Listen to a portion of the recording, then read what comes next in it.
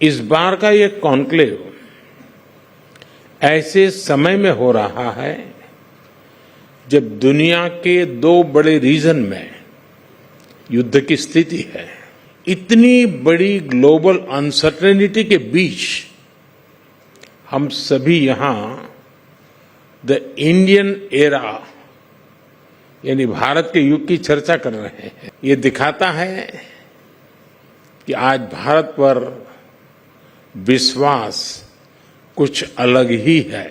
Reform, perform और transform के मंत्र पर चलते हुए हम लगातार निर्णय ले रहे हैं, देश को तेज गति से आगे बढ़ा रहे हैं।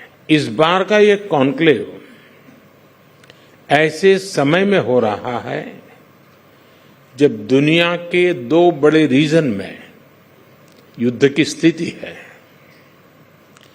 ये दोनों रीजन ग्लोबल इकोनॉमी के लिए और खास तौर पर एनर्जी सिक्योरिटी के लिहाज से बहुत अहम है। इतनी बड़ी ग्लोबल अनसर्टेनिटी के बीच हम सभी यहां द इंडियन एरा यानी भारत के युग की चर्चा कर रहे हैं। ये दिखाता है कि आज भारत पर विश्वास कुछ अलग ही है।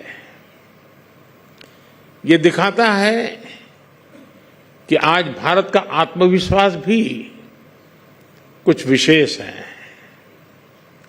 साथियों, आज भारत दुनिया की फास्टेस्ट ग्रोइंग मेजर इकोनॉमी है।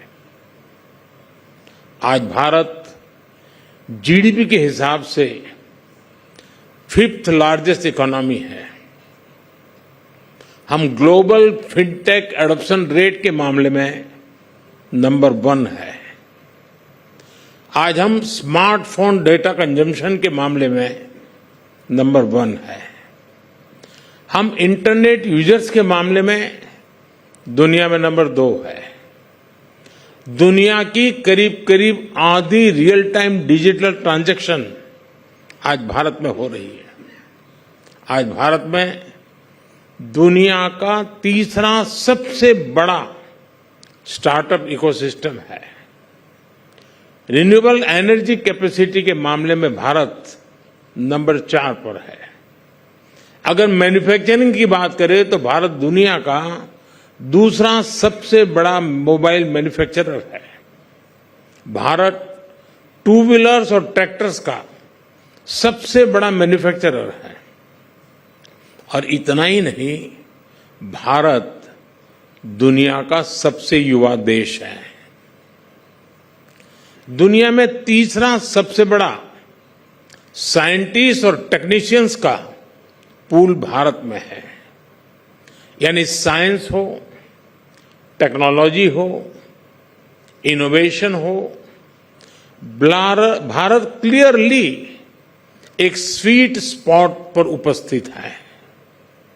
साथियों, रिफॉर्म, परफॉर्म और ट्रांसफॉर्म के मंत्र पर चलते हुए हम लगातार निर्णय ले रहे हैं, देश को तेज गति से आगे बढ़ा रहे हैं।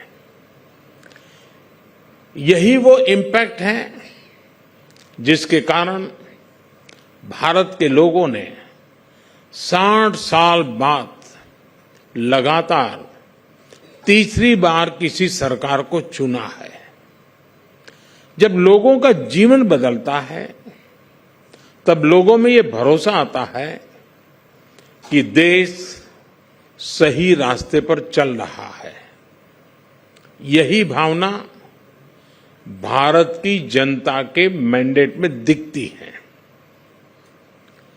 140 करोड़ देशवासियों का ये विश्वास इस सरकार की सबसे बड़ी पूंजी है। हमारा कमिटमेंट है कि भारत को विकसित बनाने के लिए लगातार स्ट्रक्चरल रिफॉर्म्स करते रहेंगे।